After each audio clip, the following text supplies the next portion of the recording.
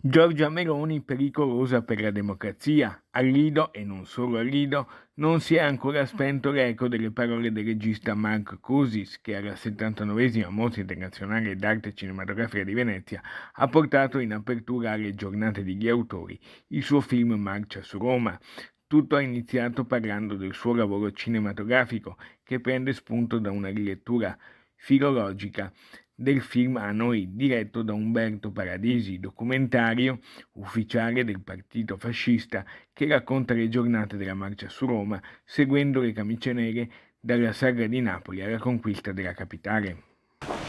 Ci sono molti governi di destra in tutto il mondo e quello che abbiamo voluto mostrare è stato far vedere uno dei primi governi fascisti, come il fascismo è nato, come è sorto e come ha utilizzato il cinema per i suoi scopi e i suoi fini. Poi l'affondo su Giorgia Meloni. This is, I think, my third film. È il mio terzo film qui al Festival del Cinema di Venezia e adoro questo festival, mi piace moltissimo, mi piace il pubblico, mi piace l'atteggiamento di cinefili che tutti quanti hanno e il fatto che si accolgono sempre molto bene. Per quello che riguarda la Meloni, a essere onesto, considero che sia pericolosa perché lei parla del fatto che le minoranze, lei è contro le minoranze, ha tenuto questo discorso in Spagna in cui ha detto no alla lobby LGBT e sì all'universalità della croce.